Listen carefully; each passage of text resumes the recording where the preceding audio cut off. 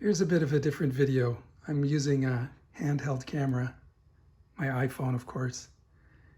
And for the ALEX TOTH fans, I thought I'd show you a bit of this pencil page I bought from Alex in 1986. So he was here visiting Toronto for a convention. And there's a bit of a story, which I'll tell. It's not a dramatic story, but it's how I happened to acquire this page.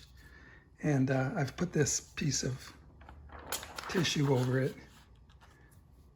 And what it's from, first of all, is from Adventure Comics issue 498.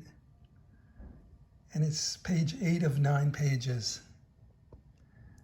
And the story was that Alex came to Toronto, and he was attending the, I guess, what was it, Toronto Comic Con, I'm not sure. But, you know, I met up with him. A bunch of us had breakfast with him. And at some point, I arranged with him because he had said that in a letter that he would be bringing original art. So I went to his hotel room and, of course, was flabbergasted to see that he had a whole portfolio back then of original pages of all kinds. And now I can't remember exactly all what they were, but of course, in retrospect, excuse me, knowing what I know now, hindsight being 20/20 as it always is, I kick myself for not buying them all. You know, I should have gone and got a bank loan, and because I think that they were maybe $100 for inked pages. I might have paid 50 or $100 for this. I really don't remember, but it wasn't a lot. And he had a whole stack of incredible stuff. And again, I can't remember exactly what, but it was things you know of, the Toth fans would know. Like, you might have even had my favorite story, Daddy and the Pie, for Warren Publications. But regardless, I had a limited budget back then, so I reasoned to myself, okay, I'm going to buy a pencil page because you don't usually see those. And he had done this to be inked, I believe, by Frank Giacoia on overlays, which is why the pencil art survived. And again, I thought, you know, I can see that if I'm going to buy one page and own it, I'd rather study the stuff underneath, behind the scenes, rather than the actual inked pages, which I could see in the printed comics. So I bought this from him, and I'm very happy I did. I wish I had bought more, like I just said, but this video is not really meant to be an analysis per se of the page, because there's a bunch of others I'd like to do of his work and other people's work. But as a brief look at it, you can still see just how great he was. Like, he liked to pencil with rough, I see if I have one here. No, I don't have it on this desk, so I'll ruin the video if I go get it. But he used these big clutch barrel pencils with a thick lead, and he stuck to that. And you can see, I'll see if I can zoom in here. You see how the construction lines are below. You can see they're very rough construction lines, and then he went back in over it. Now I'm going to guess, he didn't tell me this, but I'm going to guess that because he knew he was working with a very good inker, Frank Giacoia, who was a very experienced draftsman, he might not have ultra penciled this, or he might have just been busy and not, and you know, it's not like there's anything wrong with it. It's just that it's not penciled in the super fussy, every tiny last thing defined style. But what he did do is put in everything that a good inker who can draw would need to be able to work from there. So at the top we have an establishing shot. We've got this doctor with the arm juice ready. This guy, I don't know the story. I don't have the comic actually, or I might have it somewhere, but I don't remember. You've got the two cops here, and you've got, I think it's Rocky from the Challengers of the Unknown, holding this guy who's called Jenkins. And so we have an establishing shot setting up the room. We've got a bit of, I think it's red. He's outside the window coming down on a rope. So Alex has set up all the whole, it's a fairly tight shot still, but it's got everything that you need to get some storytelling in there. Suspense moment. Doctor's about to give this guy some kind of shot. He's got his doctor bag and hat. These are all old things you wouldn't see now, would you, in society? And the cop is showing some kind of card. Well, this guy bolts, Jenkins, so we have a bit of a close-up. He's bolting. The doctor, he's gone past this doctor, and the doctor's reacting back. And you can see the cop with the card is still there, so he's left behind. And you've got Rocky there reacting. And then we get a close-up of Rocky turned. And just no background now, because there's going to be a word balloon there. And it says, insert Rocky warns Red coming in window to grab Jenkins. So we cut to the reverse angle of this window that we saw over here. And it's a close-up, a very close-up of Red, who's got the rope, E-rope. He's on the windowsill and he's reacting. So like I said in my other videos about storytelling, it's basic meat and potatoes strong stuff. We've got action, reaction, and we've got action and emotion. You know, reaction being emotion. Well, reaction could be also physical reactions, but it's also mental, psychological, emotional reactions being shown to the reader. And then we cut to a re-establishing shot outside the window where we see Red being bowled over by this guy who's jumped right out the window. And, I guess, yeah, there's another guy here. I don't know. But that's the guy, I guess, who was shown in the beginning panel, coming down on a rope. I guess they're assaulting poor Jenkins from all sides. Again, like I said, I don't know the full story of this, but really just as a comic page in storytelling, it's really interesting to look at. And then we cut to a shot of Red, and I guess the script would have had the words, but Alex has just put, it's Red's dialogue here. We see the Red falling and a bit of Jenkins' shoe, which was seen here, going out of frame. So it's all suggestion. You see that there's no background put in here. There's actually no even city put in here, which is interesting. I guess he figured we didn't need it. It might have been nice to see a little bit down here. Horizon line is low, where you can see where the lines converge. The horizon line would have been around here, where the lines go horizontal. So you could have had some nice buildings here. But again, Alex has penciled this extremely loosely. And if I had the printed comic, I would have gotten it. He didn't even actually use a ruler to rule across these panels, which is funky. And he's treated things like the drapery very, very loosely. And what you can see here is what I talk about in some of my other videos is that Alex is known really, like many illustrators that worked in comics, he's known for being more illustrative in the sense that he was realistic in his proportions. But when you look at what he's doing, it's still very cartoony.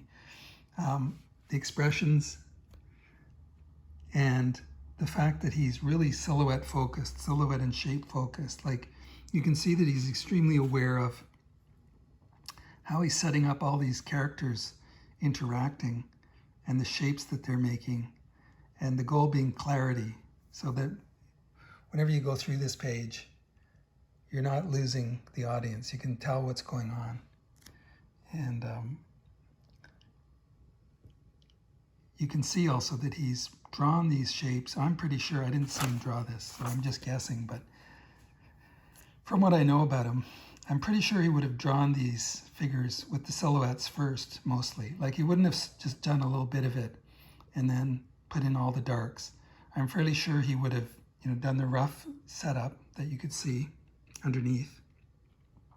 Then it looks like he outlined these shapes, the main figure shapes, and then he went back on another pass and put in all the darks and established the lighting. So you can see that he's got a light source from the upper right here, and or maybe above, and he's got contact shadows showing here from people going out the window, and it's very stylized. He hasn't gotten super fussy. It's something Jack Kirby did too, is that if you look at Jack Kirby's use of shadows and lighting on figures and then contact shadows on the ground and stuff, it's usually not very literal and exactly worked out. And sometimes they're just blobs, but your eye accepts it. So Alex is kind of doing something similar here. with these wrinkles and shadows, he's really just doing energy and exaggeration, following the stress patterns that you would get, like the arm being lifted here. So you're going to get pull lines down the torso, and the figure's twisting a bit. The shadows are, sorry, the wrinkles are more an expression of motion and force lines than being an exact literal representation from a photo. You can see that here or here. You've got compression. There's the shoulder pad of the suit that would be there, and then below it the arms compressing in. And that's what makes him a cartoonist rather than an illustrator. He's not doing a photographically rendered version of these characters. And then this page is actually not the perfect example to really clearly show this, but it still shows his constant awareness of composition and eye path. Like he's setting up things so that you see this figure is at the intersection of this plane, and then this guy, his head is broken out of this rectangle. It shows his awareness of composition and eye path. He's kept the silhouettes clear here of these guys. They're not all stuffed in on top of each other. And then you can see sort of bigger flow lines, like the way this flows into here, or the way this and this connect down. Particularly, you can see it here, how he's made these flow together. So again, this is not the best example. I'd like to do another video or several on this concept of eye path and bigger shapes connecting through the whole page, which is what gives the strength of a lot of these older illustrators that really saw comics as like the page had to be one whole unit. Within that, the panels were individual drawings, but they were not, they were in a sense individual illustrations by themselves, of course, but they also were components like bricks in a whole, where you needed an integrated whole to the page. And then there was structure behind it too. Like I said, even things like storytelling awareness. You've got a cliffhanger ending in the last panel here, because of course Red is falling to his death and got to figure out what happens. So that keeps you reading. And I guess that was probably built into the script, or maybe Alex made sure that that was there. Anywho, that's my short video on this beautiful page. Let's do a last zoom in on some of the pencil art. You can see the energy in it actually, so you didn't even close off all the lines, which is another thing I could say. Get a bit of glare here.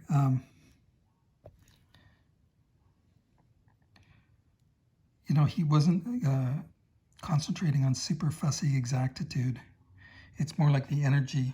He wasn't closing off all the lines. So that's something you could see in his inking too, in lots of different inking back then. A lot of inkers nowadays, they tend to do exactly very super fussy, tight, like everything's outlined type of inking rather than broken spaces. That may be from the influence of computer coloring, where it's quicker to flood things if you've got closed shapes, who knows. But it can sort of make it too mechanical, in my opinion. And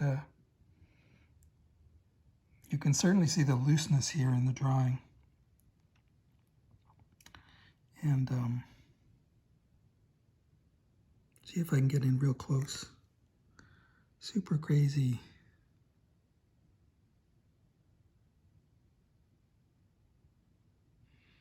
I like that startled expression. He's like, what?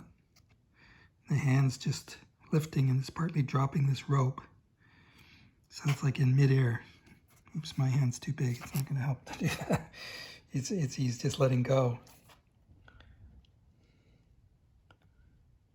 See the attention to the way the hands are drawn too?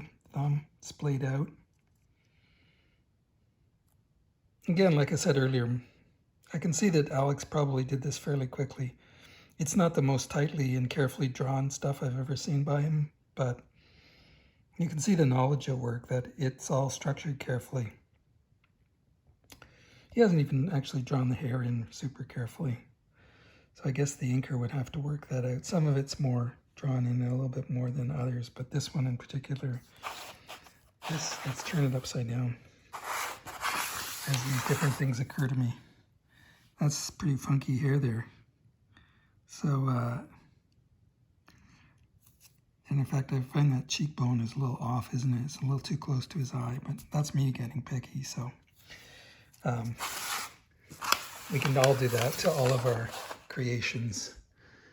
And I'm sure Alex had a deadline, did this fast, but it's just a beautiful piece of work to study, so. And gets me inspired looking at it. So I hope it had that effect on you too, if you're a fan of Alex's work. I'll close off there, and I'll see you in the next video, and talk to you later.